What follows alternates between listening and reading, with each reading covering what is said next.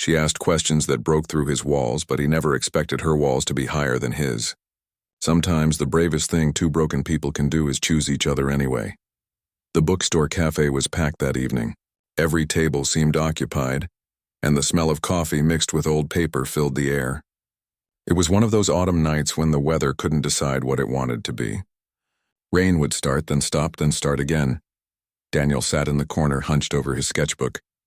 He wasn't really drawing anything meaningful, just lines, circles, random shapes that meant nothing. He'd been sitting there for 2 hours, pretending to work on a design project he'd been avoiding for 3 days. The truth was, he didn't care about the project anymore. He didn't care about much lately. His coffee had gone cold an hour ago, but he kept the cup close anyway. It gave him a reason to stay. Going home meant facing an empty apartment and a blinking cursor on a blank screen. At least here, surrounded by strangers, he could pretend he was busy. Pretend he was fine. That's when she walked in. He noticed her immediately, not because she was trying to stand out, but because she moved differently than everyone else. Most people shuffled through the bookstore with their eyes on their phones or scanning for an empty seat. She walked slowly, running her fingers along the spines of books, actually reading the titles. There was something deliberate about the way she moved, like she was looking for something specific but wasn't in a hurry to find it. Her hair was pulled back in a messy bun, and she wore a long coat that had seen better days. She looked tired. The kind of tired that comes from thinking too much, not from working too hard. Daniel went back to his sketchbook, or tried to, but his eyes kept drifting back to her. She'd stopped in the poetry section now, tilting her head to read the titles sideways. Then she reached for a book. A slim volume with a dark blue cover. At the exact same moment, Daniel stood up. He didn't plan it. His legs just moved on their own. Because that book, that specific book, was the one thing he'd actually come here to buy. He'd been thinking about it all week after reading a review online. It was supposed to be about loss and starting over, topics that felt a little too close to home lately. They both reached the shelf at the same time.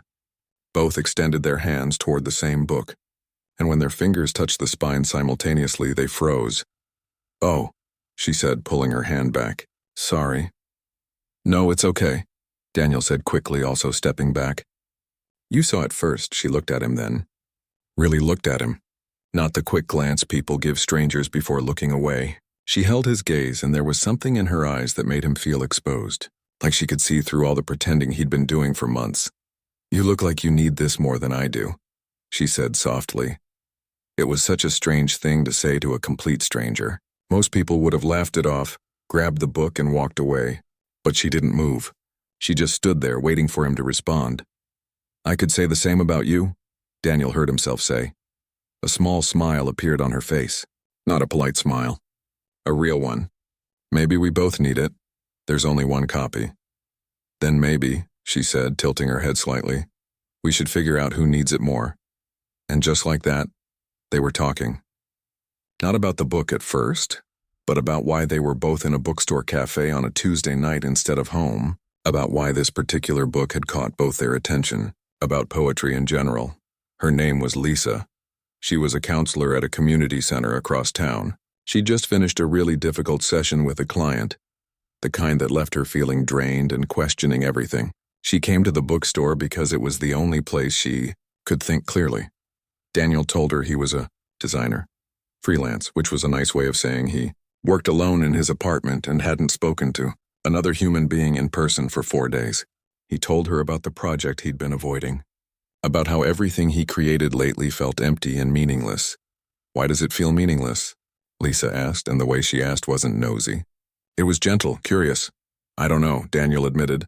"Maybe because I'm just making logos for companies I don't care about. Designing websites for products I'd never use. It pays the bills, but it doesn't feel like it matters." What would matter? No one had asked him that in a long time. "Maybe ever. I used to paint," he said quietly. "Real art, not commercial stuff. But that doesn't pay bills.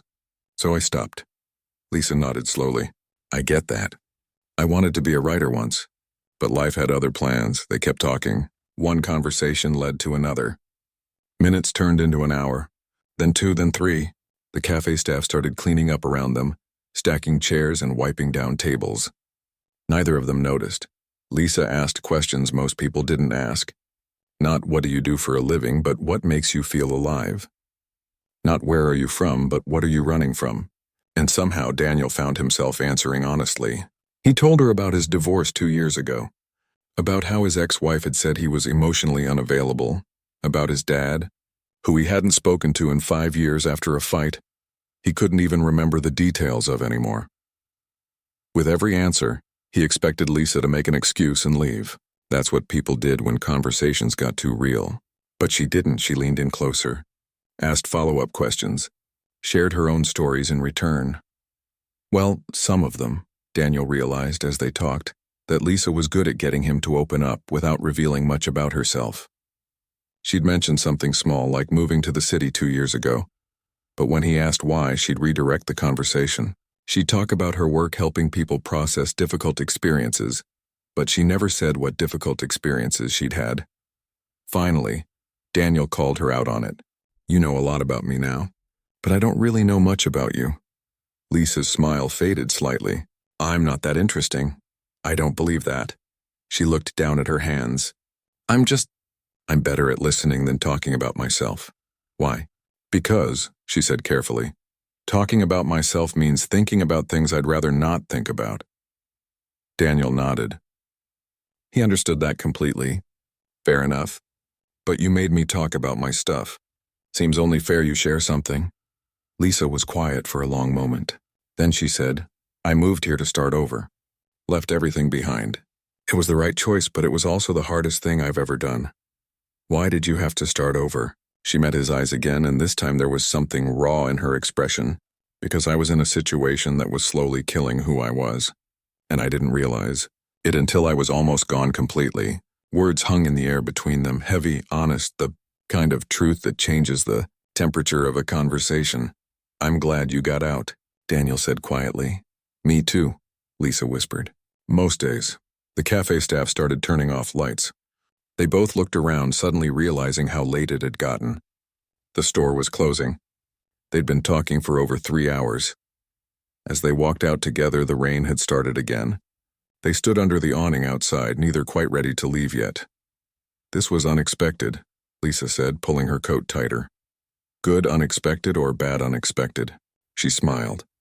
Good, definitely good. But also a little scary. Why scary? Lisa looked at him with those eyes that seemed to see everything. Because I haven't let myself connect with someone like this in a really long time. I forgot what it felt like. And now I remember, and that's terrifying, Daniel offered. Yeah, exactly that. They exchanged numbers, made vague plans to meet again. But as Daniel walked home that night, rain soaking through his jacket, he couldn't stop thinking about Lisa. About the way she'd looked at him, the way she'd asked real questions and waited for real answers. For the first time in months, maybe years, he felt like someone had actually seen him. Not the version of himself he showed the world.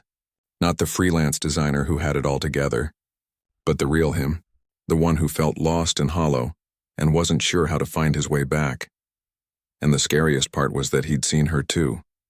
Seen past the calm counselor exterior to the person underneath, who was still healing from something she wasn't ready to talk about yet. When Daniel got home that night, he didn't open his laptop. He didn't stare at the blank screen. Instead, he pulled out an old canvas from the back of his closet, set up his paints for the first time in 2 years, and he started painting. Not for a client, not for money, just for himself. Because someone had reminded him, without even trying, that there was more to life than just getting through the day. He painted until sunrise, and for the first time in a long time, he felt something close to hope. The next 2 weeks changed everything, slowly and then all at once. Daniel and Lisa started meeting at the same cafe almost every other day. It became their place, their corner booth. The staff started recognizing them, even keeping that table open during busy hours. Each conversation went deeper than the last. Daniel learned that Lisa had a younger sister she talked to every Sunday morning, that she hated cooking but loved baking, that she'd studied psychology because she wanted to understand people, but really she'd been trying to understand herself, that she drank tea instead of coffee because coffee made her anxious, and she already had enough anxiety without adding caffeine to the mix.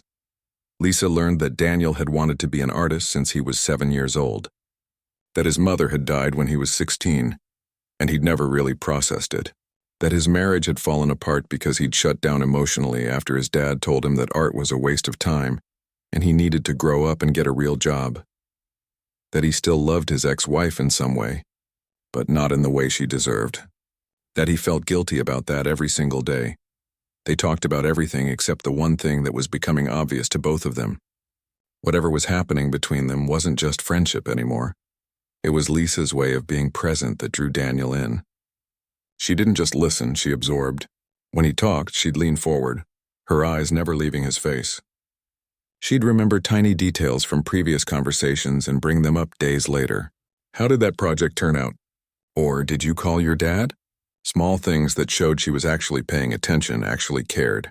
But there was also something else, a carefulness in the way she let him close. Like she was measuring every step, making sure she didn't get too close too fast. Daniel noticed she'd share something personal, then immediately change the subject. She'd let him see a piece of her, then pull back behind professional counselor mode. On their 5th meeting, Daniel decided to push a little. They'd been talking for an hour, and Lisa had just finished telling him about a client who'd made a breakthrough that week.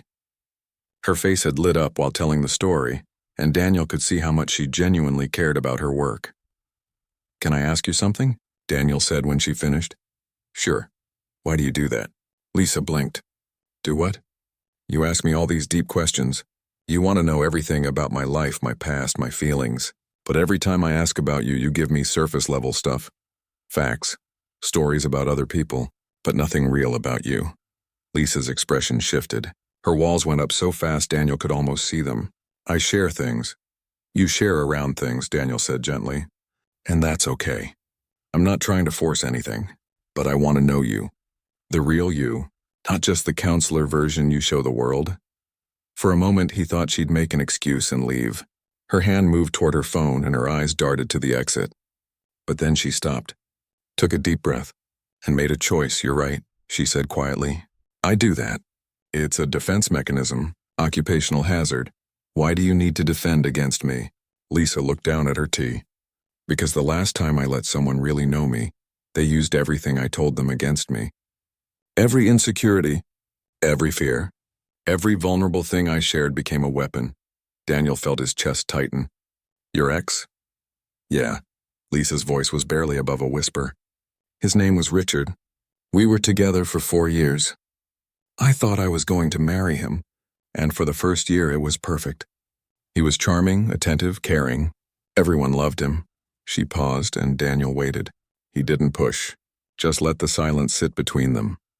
"Then it changed," Lisa continued. "Little things at first. Comments about my clothes, about my friends, about how I spent my time. He said he was just trying to help me be better, that he wanted the best for me, and I believed him because I loved him." Daniel's hands clenched under the table, but he kept his face neutral. Let her talk. It got worse slowly. He'd check my phone, show up at my work unannounced, call me 15 times a day and get angry if I didn't answer immediately. He isolated me from everyone. My friends stopped calling because he'd made it so difficult to see them. My sister tried to warn me, but I defended him. I actually defended him. A tear rolled down Lisa's cheek, but she kept going.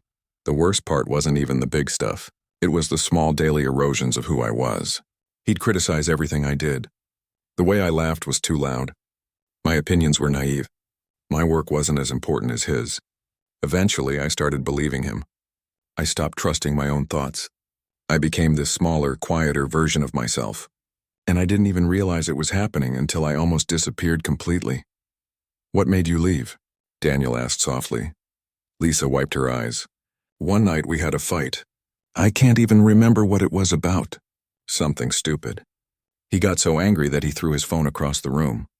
It smashed against the wall right next to my head. And the look in his eyes." She shuddered. I realized in that moment that if I didn't leave, eventually he would hurt me. Really hurt me. Maybe not that day or the next, but someday. So I left. Packed a bag while he was at work the next day. Moved in with my sister 3 states away. Changed my number. Started over completely. That was 2 years ago. Daniel didn't know what to say. What could he say that wouldn't sound empty or insufficient? "I'm sorry" felt too small. "You're strong" felt presumptuous. So he just reached across the table and took her hand, and he held it gently, without squeezing. just letting her know he was there. Lisa looked at their hands, then at him. I haven't told anyone the whole story. My sister knows some of it. My therapist knows more. But I've never told anyone everything. Until now. Thank you for trusting me with it. The thing is, Lisa said, I'm terrified of letting someone close again. Because I trusted Richard completely. I loved him with everything I had. And he twisted that into something ugly.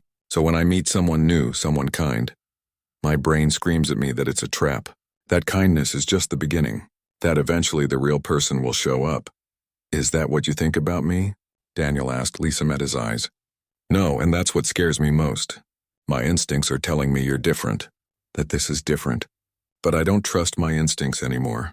I trusted them before and they were so wrong. They sat in silence for a while. The cafe buzzed around them, but it felt like they were in their own bubble. Finally, Lisa spoke again. I'm not ready for anything serious. I need you to know that. I'm still working through a lot of things. Some days I'm fine, and some days I wake up panicking for no reason. I have nightmares. I check over my shoulder constantly. I still flinch sometimes when people move too quickly near me. That's okay, Daniel said. I'm not asking for anything you're not ready to give. I just want to know you. The real you. And if that means we take things slow, we take things slow. Lisa's eyes filled with tears again, but this time she was smiling. Why are you being so understanding? Because everyone's fighting battles no one else knows about. You've been there for me these past couple weeks. Let me be here for you. That night they didn't leave when the cafe closed. They walked instead. Through the rain-slicked streets under streetlights that made everything look softer. They talked about lighter things now. Favorite movies, childhood pets, places they wanted to travel someday. And when they finally stopped under an awning to escape a sudden downpour, they stood closer than friends usually stand. Close enough that Daniel could smell her shampoo. Close enough that he could see the exact shade of brown her eyes were. I'm really glad I met you, Lisa said, looking up at him. Even though it's scary? Especially because it's scary, she said. Because feeling scared means I'm actually feeling something again. For the longest time I felt nothing. Just numb. But with you I feel everything. And yeah, that includes fear. But it also includes hope. And I haven't felt hope in a really long time. Daniel wanted to kiss her. Every part of him wanted to close that small distance between them. But he didn't, because she'd just told him she needed time. And rushing things would prove that he wasn't listening. So instead he just smiled and said, I'm not going anywhere. And he meant it. Everything changed the night they went to the art gallery. Lisa had suggested it. She'd seen a flyer for a local exhibition featuring emerging artists, and she immediately thought of Daniel. You need to see what other people are creating, she'd texted him. Maybe it'll inspire you. They met outside the gallery on a Friday evening. Lisa wore a dress Daniel hadn't seen before, deep green with small buttons down the front. She'd left her hair down, and she looked nervous. Happy nervous, not scared nervous. Daniel had changed his shirt 3 times before leaving his apartment, which was ridiculous but true. The gallery was smaller than he expected, but packed with people. The walls were covered with paintings, photographs, and mixed media pieces. Everything was vibrant and alive, and exactly the kind of work Daniel used to dream about creating. They moved slowly through the space, stopping to examine each piece. Daniel found himself getting excited, pointing out techniques and composition choices. Lisa watched him more than she watched the art, and her smile grew wider the more animated he became. You should do this, she said during a quiet moment. Submit your work. Get it shown. I don't know if I'm good enough. Daniel, look at me. She waited until he met her eyes. You are absolutely good enough. The only thing stopping you is fear. And I get that fear is real and powerful. But you know what's more powerful?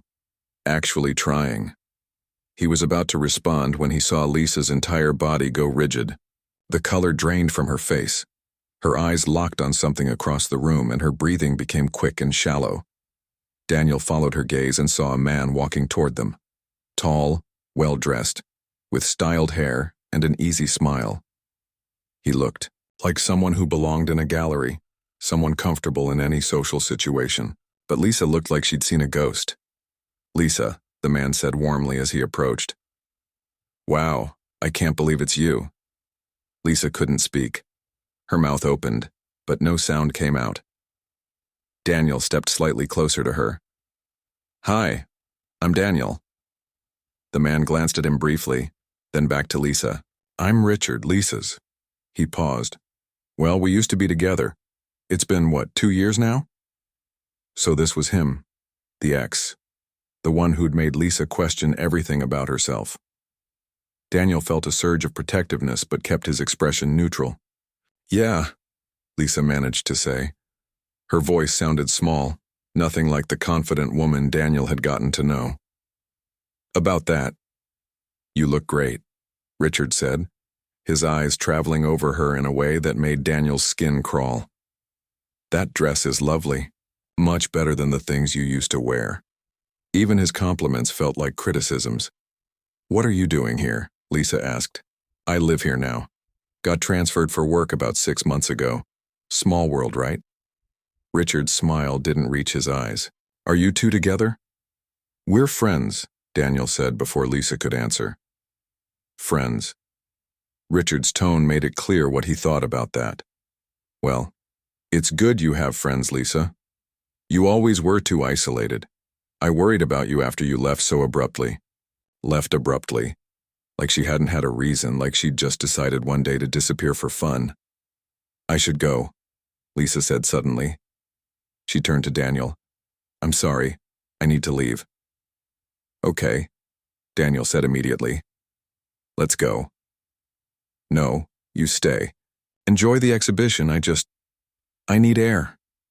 Before Daniel could argue, Lisa was walking quickly toward the exit.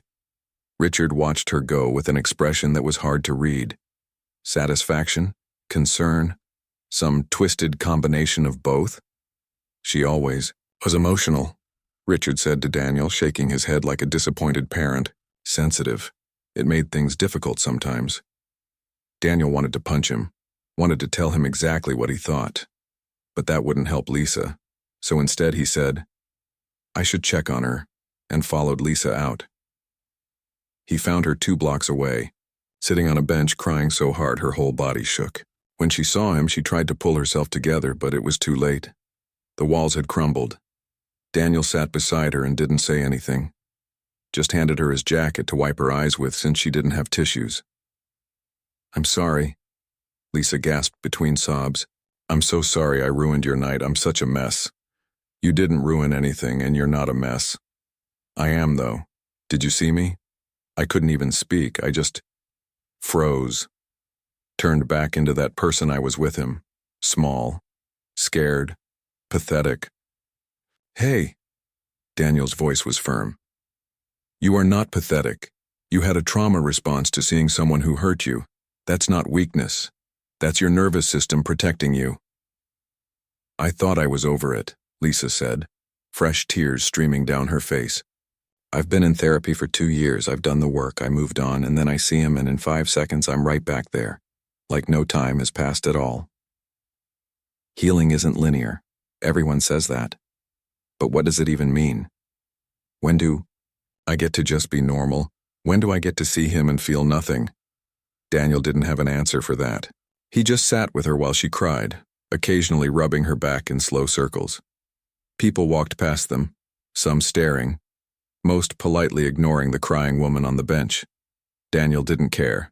He just stayed. Eventually, Lisa's breathing slowed. The tears stopped. She sat up straighter and wiped her face with her hands. "I need to tell you something," she said quietly. "And it's going to sound crazy, but I need you to hear me." "Okay." When I saw Richard tonight, part of me wanted to go back to him. For just a second, I wanted to apologize and make everything okay between us. And I know that's insane. I know he was terrible to me. I know leaving him was the right choice. But there's this part of my brain that still believes maybe I was the problem. Maybe if I'd been better, tried harder, been less sensitive like he always said, then it would have worked. She looked at Daniel with red, swollen eyes. And that's why I'm terrified of being with anyone else. Because what if that part of my brain is right? What if I am the problem? Daniel took both her hands in his. "You're not the problem. That voice in your head, that's his voice. He put it there on purpose to make you doubt yourself. So you'd always come back. so you'd never feel strong enough to leave. How do you know? Because abusers are predictable. They all use the same tactics: make you question reality, isolate you, break down your confidence, then convince you that you need them. It's textbook. Lisa blinked. How do you know so much about this? Daniel hesitated. My mom. Before she died, her partner was like that. I watched her shrink smaller and smaller until she was barely herself anymore. I was too young to understand what was happening. But looking back now, I see it clearly. What happened to her? She died in a car accident when I was 16, but honestly, I think part of her had already died long before that. He'd killed her spirit years earlier. They sat in silence, two people carrying different versions of the same pain. I'm scared, Lisa whispered. Of what? Of dragging you into my mess.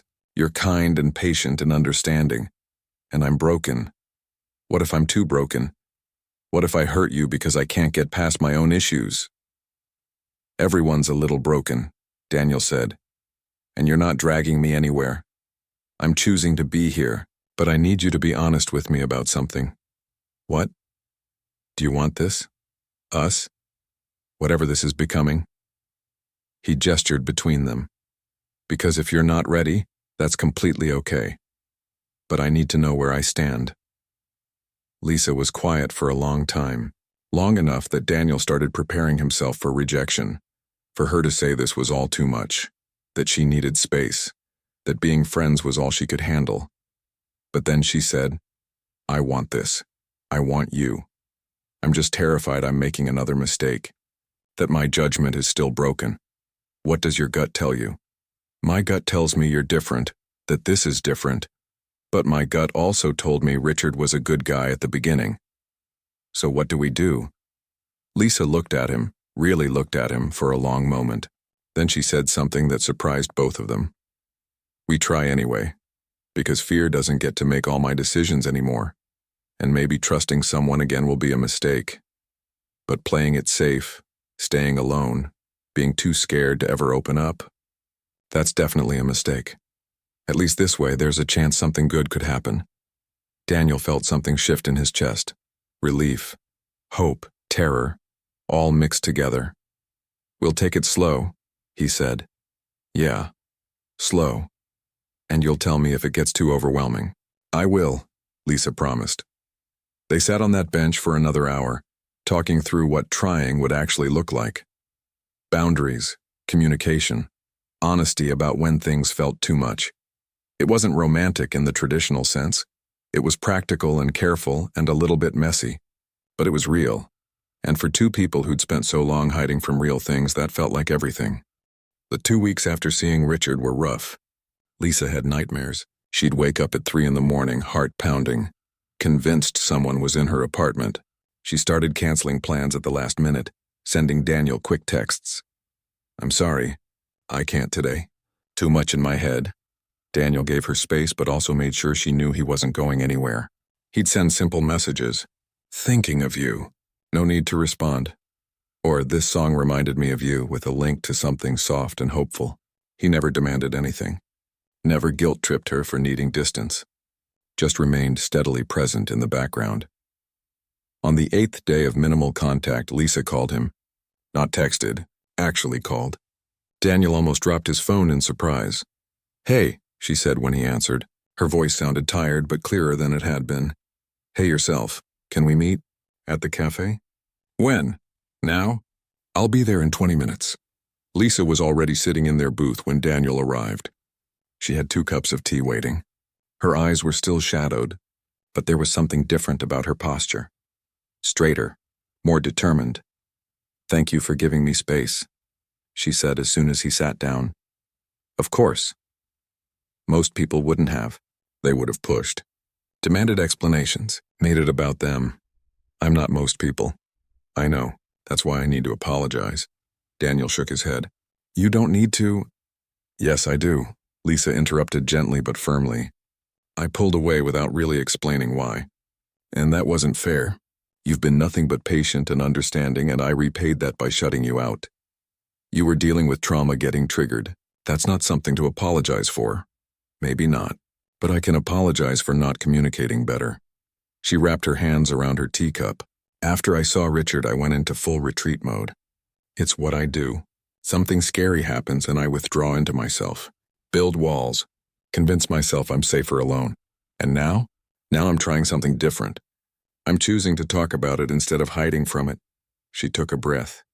I spent the last week in my apartment, barely functioning. My sister came to check on me, forced me to eat, reminded me that I've survived worse things than running into an ex at a gallery.